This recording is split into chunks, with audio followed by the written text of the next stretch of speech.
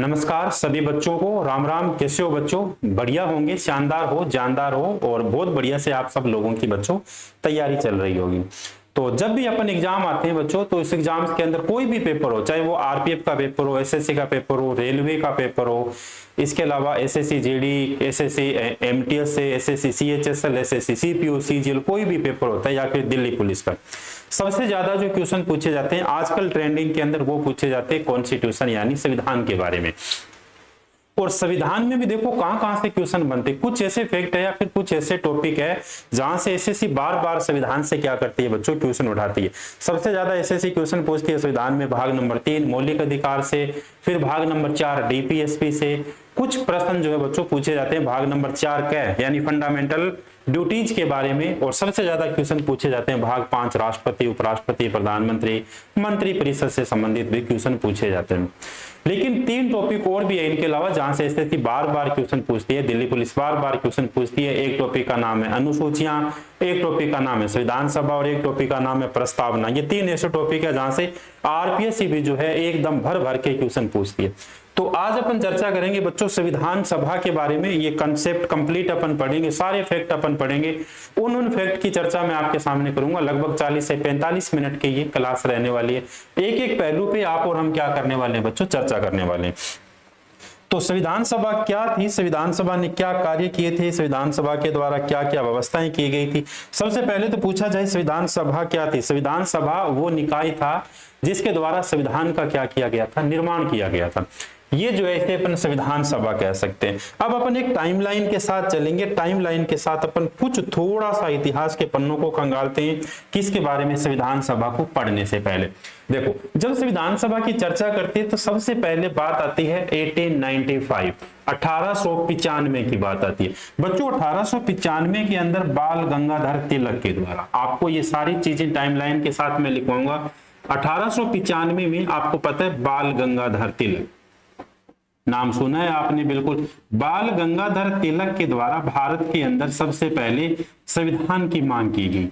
1895 में बाल गंगाधर तिलक ने कहा कि भैया हमें हमारे लिए संविधान चाहिए और हमें हमारे लिए जो संविधान होगा उस संविधान के अंदर हमारे लिए मौलिक अधिकार भी होने चाहिए। तो अनौपचारिक रूप से संविधान की मांग करने वाले व्यक्ति भी बाल गंगाधर तिलक थे, अनौपचारिक रूप से मौलिक अधिकारों की बात करने वाले व्यक्ति भी बाल गंगाधर तिलक थे। लेकिन कभी पूछ लिया जाए कि मौलिक अधिकारों का प्रस्ताव किसने पास किया, तो वो सरदार पटेल के द्वारा 1931 को बच्चों पास किया गया था। इन्हीं के द्वारा संविधान की मांग की गई। और संविधान की मांग इन्होंने किस में कही थी, इन्होंने बच्चों संविधान की मांग की थी स्वराज बिल के अंदर। स्वराज बिल या स्वराज जो पत्रिका थी, स्वराज विधेयक आप और हम कह सकते हैं। इस स्वराज विधेयक के अंदर संविधान की सबसे पहले मांग हुई। तो सबसे पहले संविधान की मांग हुई, पहली बात करने वाले व्यक्ति भी बाल गंगाधर तिलक थे। दूसरी बार अगर कोई बात करता है तो दूसरी बार संविधान की बात उठती है 1922 के अंदर। 1922 के अंदर बापू ने कहा, राष्ट्रपिता ने कहा और महात्मा गांधी ने कहा। महात्मा गांधी ने कहा कि हम भारत के संविधान का निर्माण करेंगे। बहुत अच्छी बात है, हम भारत के संविधान का निर्माण करेंगे और संविधान का निर्माण करने वाली निर्माण जो किया जाएगा उसमें हम किसी भी बाहरी व्यक्ति को शामिल नहीं करेंगे। कहने का मतलब ये हो गया कि कोई भी बाहरी हस्तक्षेप नहीं होगा। बाहरी हस्तक्षेप का मतलब ये हो गया कि हम संविधान बनाएंगे और संविधान बनाएंगे, उस संविधान के अंदर केवल और केवल कौन लोग शामिल होंगे, भारतीय लोग शामिल होंगे। फिर बात आती है टाइमलाइन के साथ 1924 के अंदर। 1924 के अंदर पंडित नेहरू के पिता का नाम था बच्चों पंडित नेहरू के पिता का नाम था मोतीलाल नेहरू।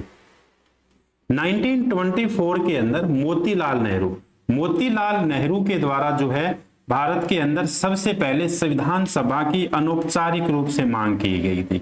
सबसे पहले अगर पूछा जाए कि संविधान सभा का विचार किसके द्वारा प्रतिपादित किया गया था, बहुत बढ़िया क्वेश्चन है भैया। एसएससी में भर भर के क्वेश्चन आते हैं कि सबसे पहले संविधान सभा का जो थॉट है जो विचार है, इस विचार को प्रतिपादित करने वाले व्यक्ति कौन थे? मोतीलाल नेहरू के द्वारा 1924 के अंदर ये जो है संविधान सभा, उन्होंने कहा कि संविधान का निर्माण करेंगे और संविधान का निर्माण करने वाली जो संस्था होगी उस संस्था का नाम संविधान सभा होगा। तो दूसरी बार बात किसके द्वारा की गई? मोतीलाल नेहरू के द्वारा की गई। फिर बच्चों 1928 के अंदर पंडित नेहरू के द्वारा एक ब्रिटेन पार्लियामेंट के सामने प्रस्ताव रखा गया था। उस प्रस्ताव का नाम था नेहरू प्रस्ताव या फिर नेहरू रिपोर्ट। ये भी मोतीलाल नेहरू के द्वारा रखी गई, इसका नाम पड़ता है नेहरू रिपोर्ट। नेहरू रिपोर्ट को भारत के संविधान की कार्बन कॉपी कहा जाता है। भारतीय संविधान की पूछा जाए कार्बन कॉपी किसे कहा जाता है? इसे कहा जाता है blue print of Indian constitution, यानी एक खाका तैयार किया, एक ड्राफ्ट तैयार किया और ब्रिटेन की पार्लियामेंट के सामने रख दिया। ब्रिटेन की पार्लियामेंट के सामने रखने के बाद इन्होंने कहा कि भैया इस प्रकार का हमें हमारा संविधान चाहिए, इसीलिए नेहरू रिपोर्ट को भारत के संविधान की कार्बन कॉपी कहा जाता है, भारत के संविधान का खाका कहा जाता है, भारत के संविधान का यानी ब्लू प्रिंट ऑफ है इंडियन कॉन्स्टिट्यूशन भी इसे कहा जाता है। इसके बाद 1929 के अंदर 1929 के अंदर एक अधिवेशन हुआ, इसे कहा जाता है लाहौर का अधिवेशन। लाहौर के अंदर ये अधिवेशन हुआ, इसलिए इसे लाहौर का अधिवेशन कहा जाता है। रावी नदी के किनारे ये अधिवेशन हुआ बच्चों, इसीलिए इसे रावी का अधिवेशन भी कहा जाता है। इस अधिवेशन की अध्यक्षता की थी पंडित नेहरू के द्वारा। और कभी आपसे ये भी पूछ लिया जाए कि पंडित नेहरू के द्वारा भारतीय राष्ट्रीय कांग्रेस की अध्यक्षता कितनी बार की गई? भैया 3 बार की गई। पहली बार कब की गई? पहली बार की गई 1929 यानी 1929 के अंदर पहली बार लाहौर का अधिवेशन हुआ, रावी नदी का अधिवेशन हुआ, अर्धरात्रि के समय यह अधिवेशन हुआ, मिडनाइट के समय अधिवेशन हुआ और इसी अधिवेशन के अंदर जो है भारत के अंदर पूर्ण स्वराज की मांग की गई थी, भारत के अंदर इंकलाब जिंदाबाद के नारे लगाए गए थे और चलते चलते 1930 के अंदर भारत में पहली बार तिरंगा फहराया गया, भारत के अंदर पहली बार जो है इंकलाब जिंदाबाद के नारे लगाए गए थे। 1929 के बाद बच्चों फिर अपन चलते 1924। 1936 के अंदर एक व्यक्ति थे जिनका नाम था एम.एन. रॉय, मानवेंद्र नाथ रॉय, एम.एन. रॉय, मानवेंद्र नाथ रॉय। ये मानवेंद्र नाथ रॉय जो है ये साम्यवादी व्यक्ति थे। इन्होंने कहा कि भारत के संविधान का निर्माण किया जाएगा और जो भारत के संविधान का निर्माण करने वाली जो संस्था होगी उस संस्था का नाम संविधान सभा होगा। और ऐसा उन्होंने भारत के अंदर जो है प्रस्ताव क्या कर दिया बच्चों? पारित कर दिया। ऐसा प्रस्ताव भारत के अंदर इन्होंने पारित कर दिया कि भारत के संविधान का निर्माण किया जाएगा और भारत के संविधान का निर्माण करने वाली संस्था जो होगी वो संविधान सभा होगी। तो सबसे पहले संविधान सभा का विचार पूछ लिया जाए, किसके द्वारा प्रतिपादित किया गया? मोतीलाल नेहरू के मन में विचार आता है, लेकिन संविधान सभा का प्रस्ताव किसने पारित किया? तो प्रस्ताव पारित करने वाले जो व्यक्ति थे 1924 के अंदर 1934 के अंदर एम.एन. रॉय के द्वारा जो है ये प्रस्ताव पारित किया गया। जैसे प्रस्ताव पारित हुआ तो 1936 का फैजपुर का अधिवेशन होता है और इसी फैजपुर के अधिवेशन के अंदर पंडित नेहरू कहते हैं कि हम भारत के संविधान का निर्माण करेंगे और इसमें कोई भी बाहरी हस्तक्षेप नहीं होगा। बाहरी हस्तक्षेप का मतलब ये हो गया कि हम खुद भारत के संविधान का निर्माण करेंगे, संविधान सभा के द्वारा निर्माण किया जाएगा। ये बात पंडित नेहरू के द्वारा कही गई। 1936 के अंदर जैसे ये बात कही गई तो फिर 1938 के अंदर इन्हीं पंडित नेहरू ने कहा कि भारत के संविधान का निर्माण किया जाएगा और संविधान सभा के द्वारा किया जाएगा और संविधान सभा के अंदर वयस्क मताधिकार के आधार पर निर्माण किया जाएगा। वयस्क मताधिकार के आधार पर संविधान सभा के अंदर लोग चुने जाएंगे और वही लोग क्या करेंगे? भारत के संविधान का निर्माण करेंगे। तो 1895 से ये कहानी शुरू होती है और अपन कहां तक पहुंच गए? 1938 1938 तक पहुंच गए। 1938 के बाद आप सभी को पता है 1939 के अंदर एक बार पूरी की पूरी दुनिया जो थी फिर जो है एक आग में झुलस गई और उस आग का जो नाम था बच्चों वो थी सेकेंड वर्ल्ड वार। यानी 1939 के अंदर जो है सेकेंड वर्ल्ड वार शुरू हो गया। 1939 के अंदर जैसे ही सेकेंड वर्ल्ड वार शुरू होता है तो एक बार फिर से पूरी दुनिया की जो है ताकतें कहां पर लग जाती है? सेकेंड वर्ल्ड वार के अंदर लग जाती है। अब एक बात देखने वाली बात ये थी कि अभी तक सब लोग भारतीय कह रहे हैं कि हम संविधान का निर्माण करेंगे, संविधान ऐसा होगा, संविधान सभा के द्वारा निर्माण किया जाएगा, संविधान सभा के अंदर वयस्क मताधिकार के आधार पर हम लोगों को लेकिन अब तक ब्रिटेन सरकार ने एक बार भी ये बात नहीं की, आप देखो कहीं पर कही गया, एक बार भी ब्रिटेन सरकार ने ये बात नहीं की कि आप अपना संविधान बना लो। सब भारतीय लोग कहते जा रहे हैं। 1895 में बाल गंगाधर तिलक ने कहा भारतीय थे, महात्मा गांधी ने कहा भारतीय थे, मोतीलाल नेहरू भारतीय थे, नेहरू रिपोर्ट सौंपी गई भारतीय थे, लाहौर का अधिवेशन पंडित नेहरू भारतीय थे, एम.एन. रॉय भारतीय थे, फिर नेहरू भारतीय थे। किसी भी यानी ब्रिटेन सरकार के द्वारा अब तक कोई भी बात नहीं कही गई थी कि आप अपना संविधान बना लो। भारतीय कह रहे थे हम ऐसा बनाएंगे, हम वैसा बनाएंगे, हम ये करेंगे, हम वो करेंगे, लेकिन ब्रिटेन सरकार के द्वारा अब तक कोई भी बात नहीं कही गई थी। बच्चों, ब्रिटेन सरकार के द्वारा पहली बार भारत के संविधान के निर्माण के लिए जो बात कही जाती है, ये बात कही जाती है 1940 के अंदर। ये बहुत मोस्ट इंपोर्टेंट है, यहां से आपको याद रखना है। 1940 के अंदर भारत के अंदर एक प्रस्ताव आता है, इस प्रस्ताव का नाम था अगस्त प्रस्ताव। अगस्त प्रस्ताव, इस प्रस्ताव का नाम क्यों पड़ता है अगस्त प्रस्ताव? इसलिए इसका नाम पड़ा क्योंकि ये प्रस्ताव अगस्त महीने के अंदर भारत के अंदर आता है और इसीलिए इस प्रस्ताव का नाम पड़ता है अगस्त प्रस्ताव। यही जो अगस्त प्रस्ताव है, इसी अगस्त प्रस्ताव में ब्रिटेन सरकार ने पहली बार ये बात कही कि आप अपना क्या बना लीजिए, संविधान बना लीजिए। तो ब्रिटेन सरकार के द्वारा भारत के संविधान के निर्माण के लिए किया गया पहला जो प्रयास था, या फर्स्ट जो प्रयास था, ये पहला प्रयास कौन सा है? 1940 का बच्चों अगस्त प्रस्ताव। अगस्त प्रस्ताव कहता है कि आप अपने संविधान का निर्माण कर लो, हम भारत के संविधान का निर्माण करेंगे। संविधान का निर्माण संविधान सभा के द्वारा किया जाएगा। इन्होंने कहा बहुत अच्छी बात है, लेकिन इन्होंने कहा कि ये जो भारत के संविधान का निर्माण किया जाएगा, इस संविधान के अंदर मुख्यतः भारतीय होंगे। ये जो संविधान सभा है, इसमें मुख्यतः भारतीय होंगे। अब भारतीयों ने कहा भैया मुख्यतः भारतीय का क्या मतलब निकालते हो? मुख्यतः भारतीय का क्या मतलब निकालते हो? क्या मतलब हुआ मुख्यतः भारतीय का? महात्मा गांधी ने कहा कि अब भी हमें एक ऐसी बू आती है कि अब भी भारत के संविधान के निर्माण के अंदर महत्वपूर्ण जो भूमिका निभाने वाले ब्रिटेन सरकार वाले निभाने वाले। महात्मा गांधी ने कहा कि मुख्यतः भारतीय नहीं, पूरे के पूरे भारतीय होने चाहिए। हम संविधान का निर्माण करेंगे और पूरे के पूरे उसमें कौन होने चाहिए? भारतीय होने चाहिए। ये बात कही गई थी महात्मा गांधी के द्वारा। महात्मा गांधी ने इसे अस्वीकार किया, पंडित नेहरू ने अस्वीकार किया। इसके अलावा जो है बाकी संविधान सभा के अंदर जो लोग थे, उनके द्वारा भी क्या किया गया बच्चों? इसे अस्वीकार किया गया। जब ये बात जो है, ये प्रस्ताव अस्वीकार हुआ, तो फिर ब्रिटेन सरकार के द्वारा एक और प्रस्ताव आता है 1942 और 1942 के अंदर जो प्रस्ताव आता है बच्चों, इस प्रस्ताव का नाम था क्रिप्स प्रस्ताव। क्रिप्स प्रस्ताव। अब आप कहोगे कि सर इसका नाम क्रिप्स प्रस्ताव क्यों पड़ता है? क्यों पड़ा भैया? इसका नाम क्रिप्स प्रस्ताव इसलिए पड़ता है क्योंकि ब्रिटेन के नौसेना के मंत्री थे, उनका नाम था सर स्टैफर्ड क्रिप्स। जो सर स्टैफर्ड क्रिप्स भारत के अंदर एक प्रस्ताव लेके आते हैं, इसीलिए उस प्रस्ताव का नाम पड़ता है क्रिप्स प्रस्ताव। तो क्रिप्स प्रस्ताव 1942 में भारत में आया। इसने भी वही बात कही कि हम भारत के संविधान का निर्माण करेंगे, भारत के संविधान का निर्माण संविधान सभा के द्वारा करिए। लेकिन इन्होंने कहा कि भारत के संविधान का निर्माण किया जाएगा। बहुत अच्छी बात है। इन्होंने कहा कि भारत के संविधान का निर्माण किया जाएगा, लेकिन भारत के संविधान का जो निर्माण किया जाएगा, ये युद्ध की समाप्ति के बाद किया जाएगा। उन्होंने कहा कि हम भारत के संविधान का निर्माण करेंगे और युद्ध की समाप्ति के बाद हम भारत के संविधान का निर्माण कर देंगे। कौन सा युद्ध? जो युद्ध सेकेंड वर्ल्ड वॉर 1939 के अंदर चल रहा था। भारतीयों ने कहा भैया क्या बात करते हो आप? क्या मतलब हुआ युद्ध की समाप्ति का?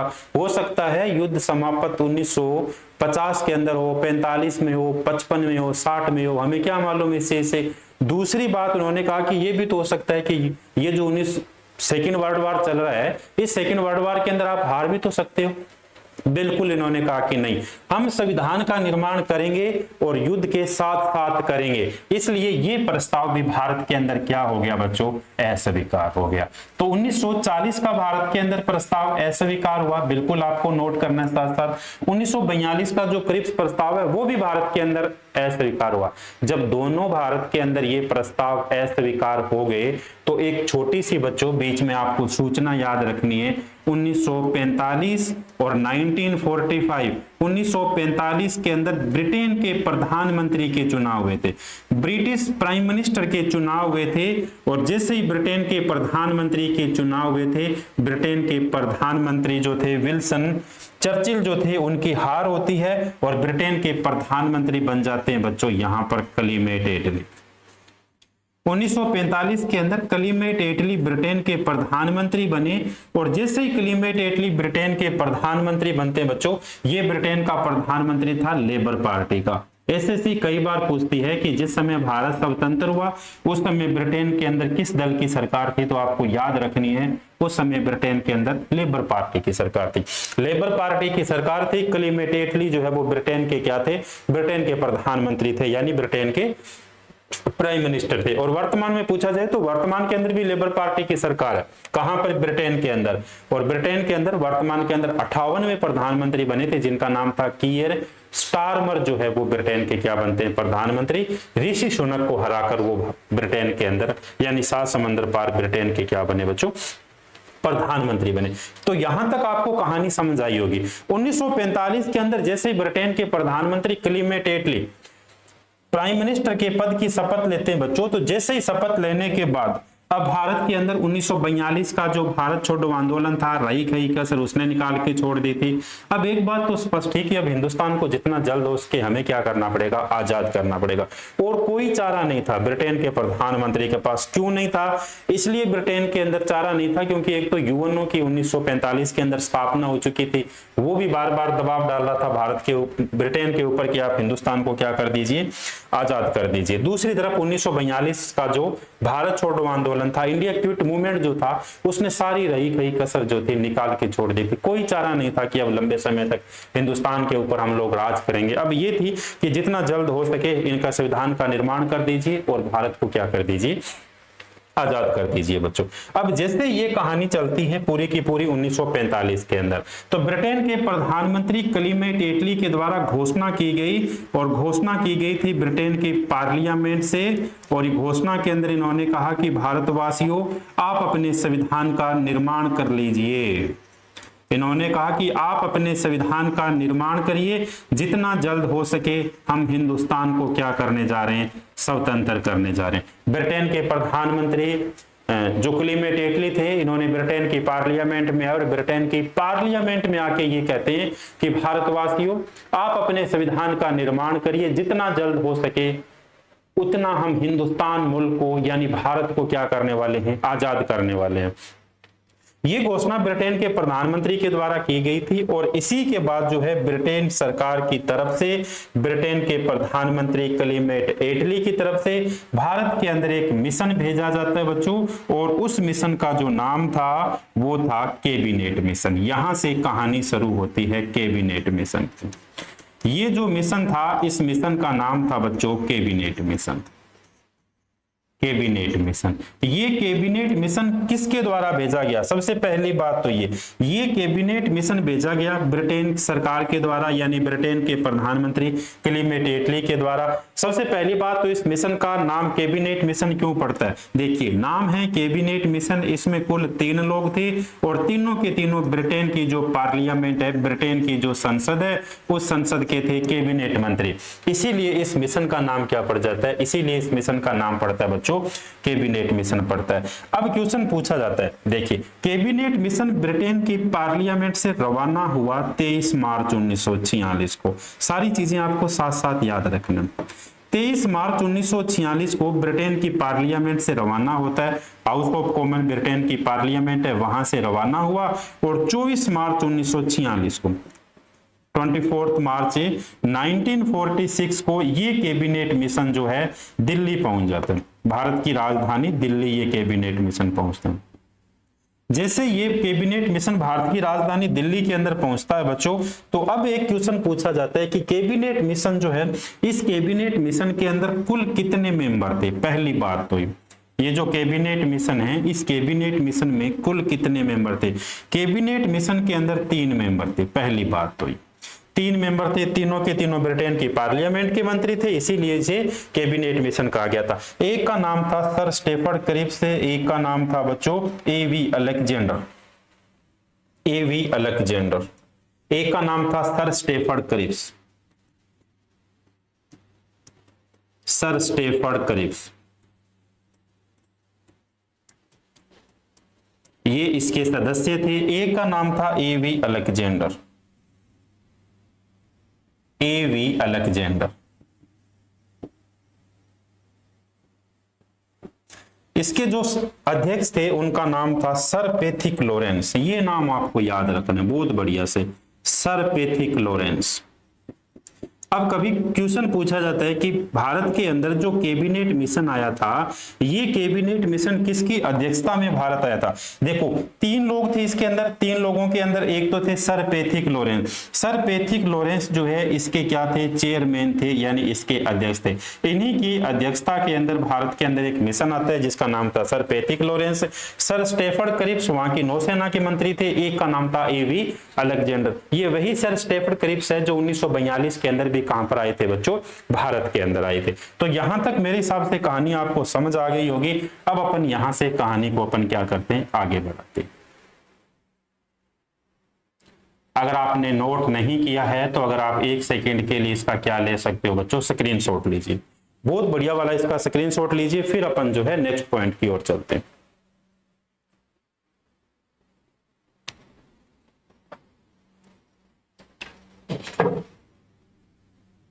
चलो देखो अपन नेक्स्ट चलते।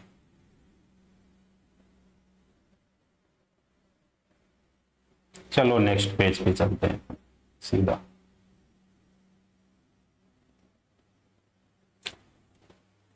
ये लीजिए, अब कहानी चल रही थी अपनी 1945 या 1946 तक चल रही थी। कैबिनेट मिशन भारत के अंदर आ गया 24 मार्च 1946 को। जैसे मिशन भारत के अंदर आता है बच्चों, तो 1946 के अंदर 1946 में भारत में आया, 24 मार्च 1946 के अंदर आया और 16 मई को इन्होंने अपनी एक रिपोर्ट प्रस्तुत की। 16 मई 1946 को कैबिनेट मिशन के द्वारा भारतीयों के सामने एक रिपोर्ट प्रस्तुत की गई। ये जो रिपोर्ट प्रस्तुत की गई थी, इस रिपोर्ट के अंदर कहा गया था कि भारत के संविधान का निर्माण करने वाली जो संस्था है भैया, उस संस्था का नाम क्या है? संविधान सभा। भारतीयों ने कहा कि बहुत अच्छी बात, हम भी तो यही चाहते हैं कि संविधान सभा के द्वारा संविधान का निर्माण किया जाए। आगे उन्होंने कहा कि हम भारत के संविधान का निर्माण जो करने वाली संस्था है, उस संस्था का नाम संविधान सभा होगा। और ये जो संविधान सभा होगी, इस संविधान सभा के अंदर कुल जो मेंबर होंगे, कुल जो सदस्य होंगे, उन सदस्यों की संख्या होगी 389, यानी 389 389 क्या होंगे? इसके अंदर मेंबर होंगे। ये बात कही संविधान सभा के द्वारा। अब कभी क्वेश्चन ये पूछा जाता है कि 1946 के अंदर जो संविधान सभा थी, उस संविधान सभा के अंदर सदस्यों की संख्या कितनी थी? बताइए कितनी थी? आप बताओगे कितनी थी? ये जो 1946 के अंदर संविधान सभा थी, उसमें सदस्यों की संख्या 389 थी, 389 थी। इन्होंने कहा कि संविधान का निर्माण संविधान सभा के द्वारा किया जाएगा और संविधान सभा के अंदर कुल मेंबर जो होंगे, टोटल सदस्य जो होंगे, उनकी संख्या कितनी होगी? 389 होंगी, 389 होगी। अब देखो 389 होगी, ये बात कब की चल रही है? ये बात चल रही है बच्चों 1946 की, 1946। इन्होंने कहा कि 1946 में संविधान सभा के अंदर सदस्यों की भैया संख्या 389 होगी, 389 होगी। अब 1946 के अंदर जो भारत था अपना, हिंदुस्तान मुल्क जो था, ये भारत अपना 3 भागों के अंदर बंटा हुआ था। 3 भागों के अंदर कौन कौन सा बंटा हुआ था? एक भारत का नाम था ब्रिटिश भारत, एक भारत का नाम था बच्चों ब्रिटिश भारत। ब्रिटिश भारत, पहला भारत तो कौन सा भारत हो गया? ब्रिटिश भारत हो गया। दूसरा जो भारत है वो कौन सा भारत हो गया? ये था प्रिंसली स्टेट जिसे कहा जाता था, ये हो गया देखो देसी भारत हो गया। और तीसरा जो भारत है वो भारत कौन सा था? तीसरा भारत था चीफ कमिश्नरी प्रांत, चीफ कमिश्नरी प्रांत था, चीफ कमिश्नरी प्रांत। ये तीसरा भारत जो था इसका नाम है चीफ कमिश्नरी प्रांत। वर्तमान के अंदर जो यूटी है उसी प्रकार से पहले क्या हुआ करते थे? चीफ कमिश्नरी प्रांत। इन्होंने कहा कि टोटल 389 होंगे, तो 389 हो गए, तो इन 389 के अंदर 292 मेंबर ब्रिटिश भारत से होंगे, 93 जो मेंबर होंगे ये देसी भारत से होंगे और 4 जो मेंबर होंगे ये चीफ कमिश्नरी प्रांतों से होंगे। अब 292, 93 और 4 को जब आप और हम जोड़ते हैं तो सदस्यों की संख्या कितनी आ गई? 389 आ गई। अब एक क्वेश्चन यहां से कौन सा बनता है? एक क्वेश्चन ये बनता, आगे देखो, इन्होंने कहा कि अब हम क्या करेंगे? प्रत्येक 10 लाख की आबादी पर, इन्होंने कहा कि प्रत्येक 10 लाख की आबादी पर, प्रत्येक 10 लाख की आबादी पर हम एक व्यक्ति को क्या करेंगे? संविधान सभा के अंदर हम एक व्यक्ति को शामिल करेंगे। 1946 के अंदर भारत की जो आबादी थी लगभग 40 करोड़ के आसपास थी। बाकी जो तूफान मचा है वो सारा का सारा बाद में मचा है।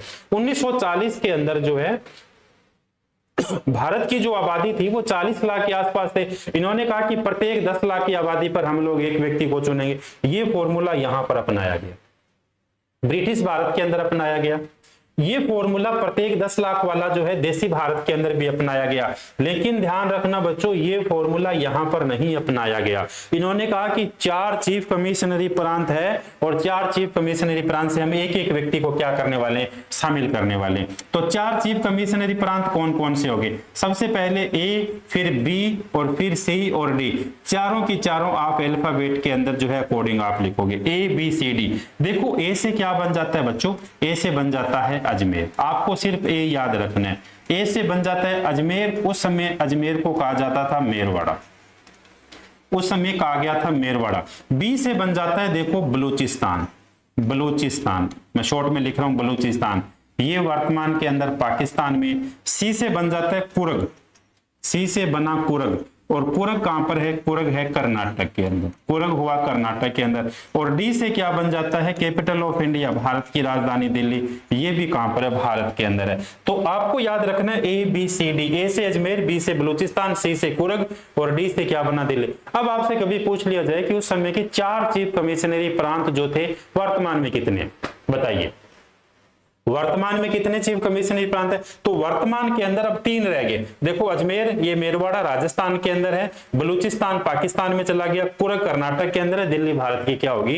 राजधानी होगी। तो वर्तमान में भारत के अंदर कितने हो गए बच्चों? 4 हो गए। अब इन्होंने कहा कि प्रत्येक 10 लाख की आबादी वाला फॉर्मूला अपनाया गया और इस फॉर्मूले के अनुसार जो है बच्चों भारत के संविधान का क्या किया गया? निर्माण किया गया। लेकिन एक समस्या यहाँ पे ये हुई बच्चों की यहाँ पर संविधान सभा के 1946 के अंदर चुनाव भी करवाए गए। चुनाव 1946 के अंदर इसलिए करवाए गए थे, ये कहानी एक बीच में लंबी कहानी पड़ती है। जब आप और हम भारत के का इतिहास पढ़ते हैं तो 1945 के अंदर आके एक छोटी सी चिंगारी हुआ करती थी, उसने बड़े बारूद का रूप लिया और वो बारूद जो था 1945-46 आते आते पूरे हिंदुस्तान के अंदर घरों के अंदर सन्नाटे गूंजने लगे।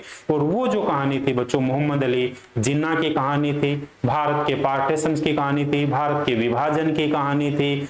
हिंदुस्तान मुल्क आजाद जरूर हुआ लेकिन एक पतंगाकार पाकिस्तान के साथ आजाद हुआ, जर्जराकार पाकिस्तान के साथ आजाद हुआ। लेकिन ये अपने आप के अंदर एक बहुत बड़ी कहानी बन जाती है जो लगभग 2 या 3 लेक्चर की कहानी बनती है। दरअसल अपन यहाँ पर बात कर रहे हैं केवल और केवल संविधान सभा की। संविधान सभा के चुनाव हुए बच्चों 1946 के अंदर, जुलाई 1946 के अंदर चुनाव, जुलाई 1946 के अंदर, जुलाई 1946 के अंदर संविधान सभा के चुनाव हुए। अब कभी पूछ लिया जाए कि संविधान सभा के चुनाव कब होते हैं, तो जुलाई 1946 के अंदर संविधान सभा के चुनाव हुए। और पूछ लिया जाए कुल कितने सीटों पर चुनाव होते हैं, तो कुल बच्चों चुनाव जो होते हैं 292 और +4 296 सीटों पर चुनाव होते हैं, 296 सीटों पर चुनाव हुए। अब यहाँ पर बहुत बढ़िया क्वेश्चन पूछा जाता है आरपीएससी के अंदर।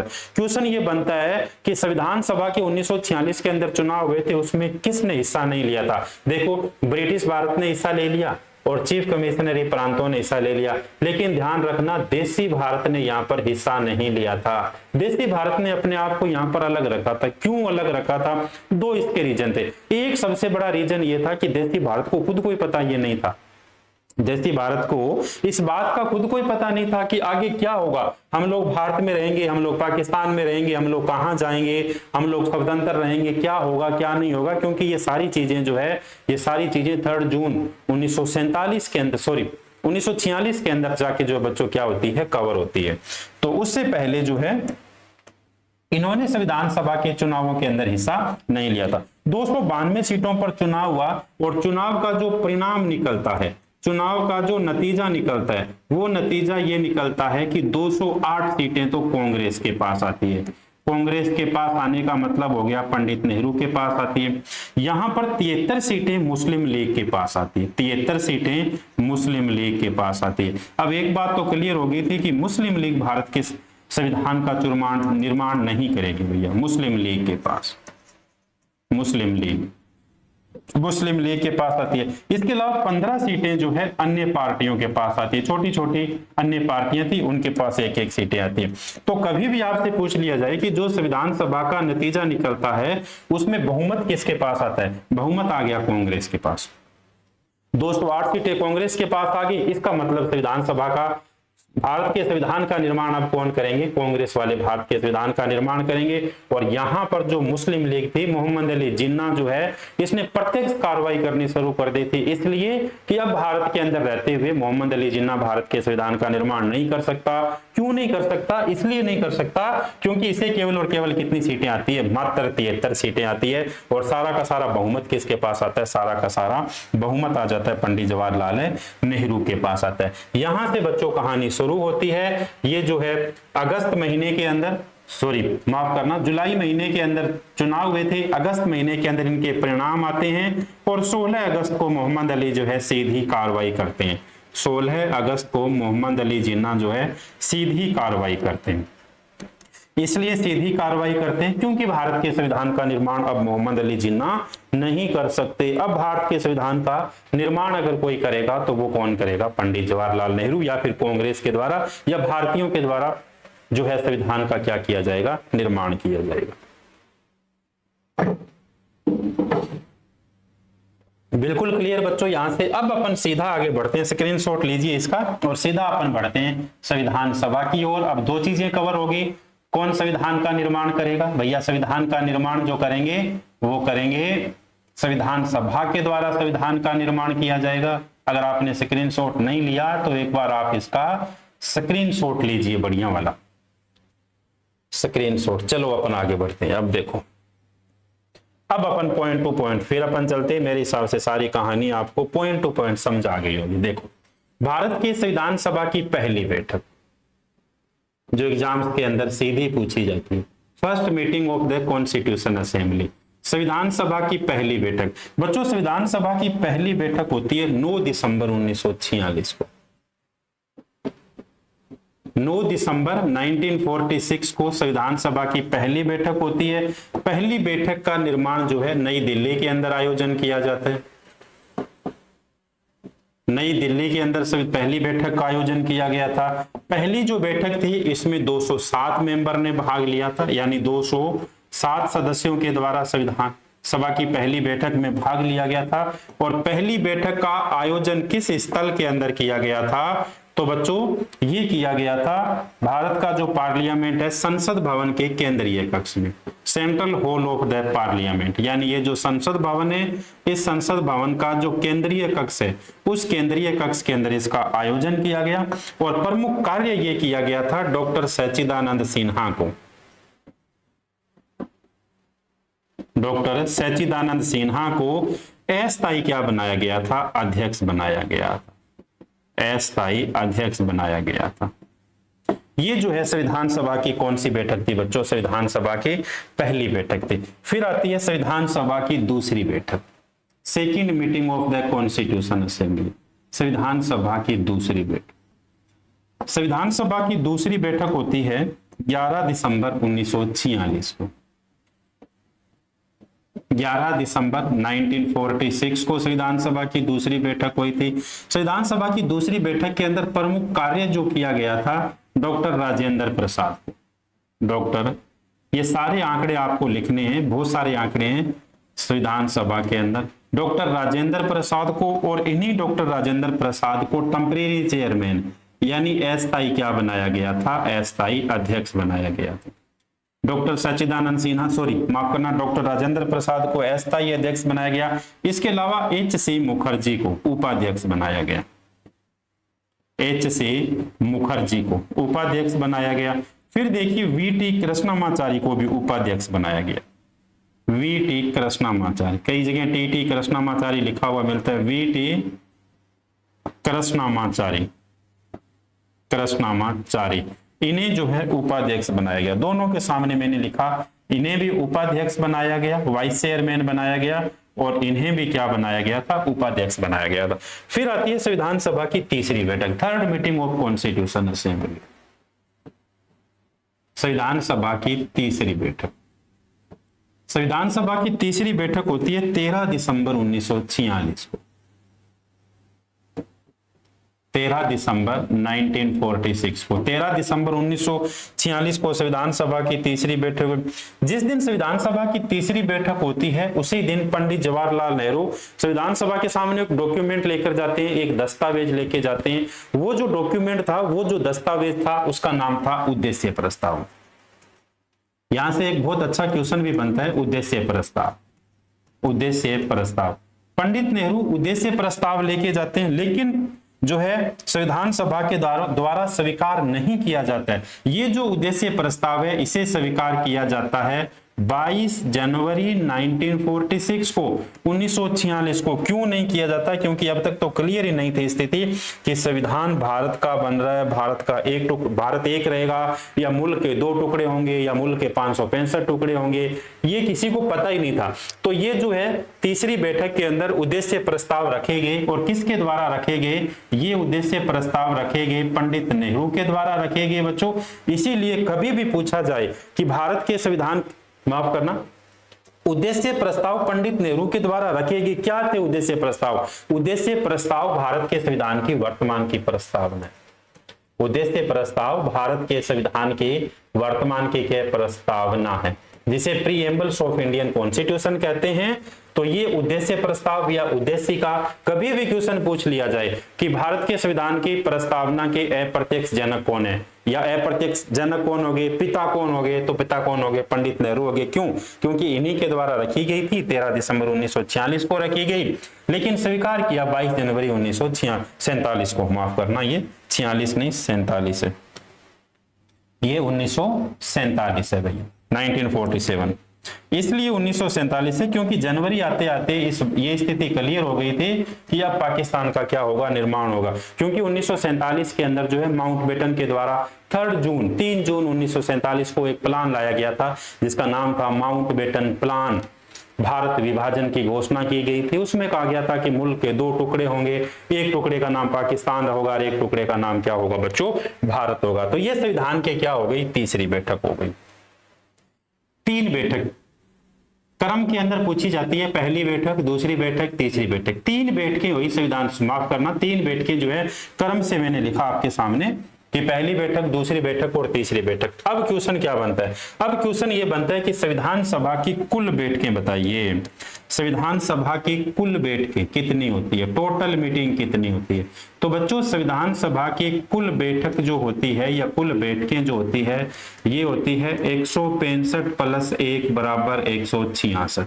वर्तमान की NCERT से सही मानती है। संविधान सभा के कुल अधिवेशन, संविधान सभा के कुल अधिवेशन, कुल सेशन कितने होते हैं? तो संविधान सभा के कुल सेशन 11 + 1 कितने हो गए? संविधान सभा के 12 अधिवेशन हुए। कभी भी पूछ लिया जाए कि कुल बैठकें कितनी होती है, कुल बैठक होती है 165 + 1 166।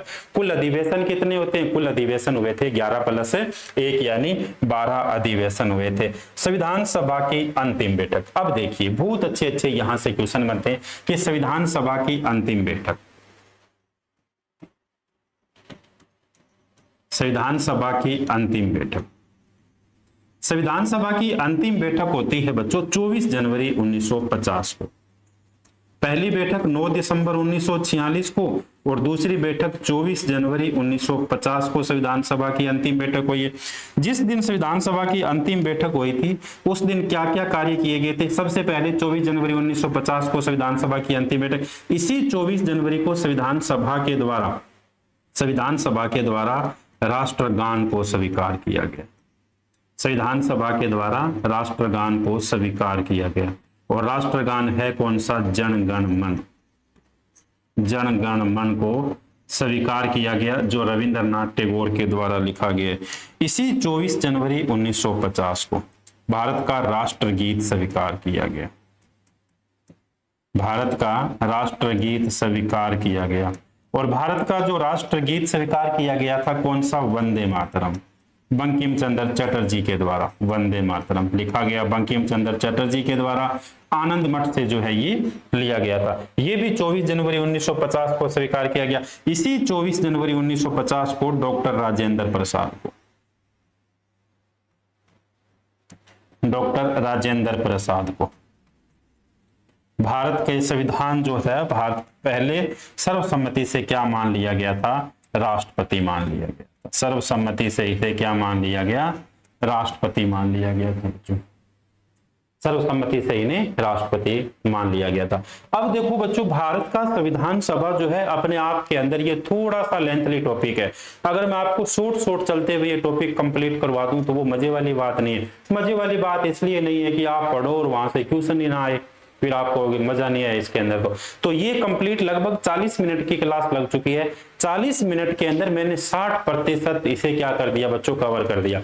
अब सारे फैक्ट है, संविधान पर पहले हस्ताक्षर करने वाले, संविधान पर दूसरे हस्ताक्षर करने वाले, संविधान पर हस्ताक्षर करने वाली महिला कौन थी, या पहली जो है हिंदू महिला कौन थी, मुस्लिम महिला कौन थी, राजस्थान से कितनी महिलाएं थी, एक भी नहीं थी। तो ये सारी तमाम बातें, सरोजिनी नायडू की अपन बात करेंगे, 1946 में संविधान सभा में कितने लोग थे, भारत का जो संविधान का निर्माण हुआ इसमें कुल समय कितना लगा, कुल खर्च कितना आया, किसके द्वारा लिखा गया था, किसके द्वारा हाथ से अंकित किया गया था। तो बहुत सारे फैक्ट है, वो सारे के सारे फैक्ट जो है मैं नेक्स्ट वीडियो के अंदर आपके लिए लेके आऊंगा बच्चों। आप इस क्लास को लगाना, आप इस क्लास को लगाना और लगाकर देखना कि सारी चीजें मैंने आपके साथ क्या किए बच्चों? कवर किए। एक एक पहलू को मैंने आपके सामने इसे क्या किया? कवर किए बच्चों। तो इस क्लास को कंप्लीट लगाना, लगाने के बाद जो आप कमेंट करना, क्लास को लाइक किया करो, क्लास को शेयर किया करो बच्चों।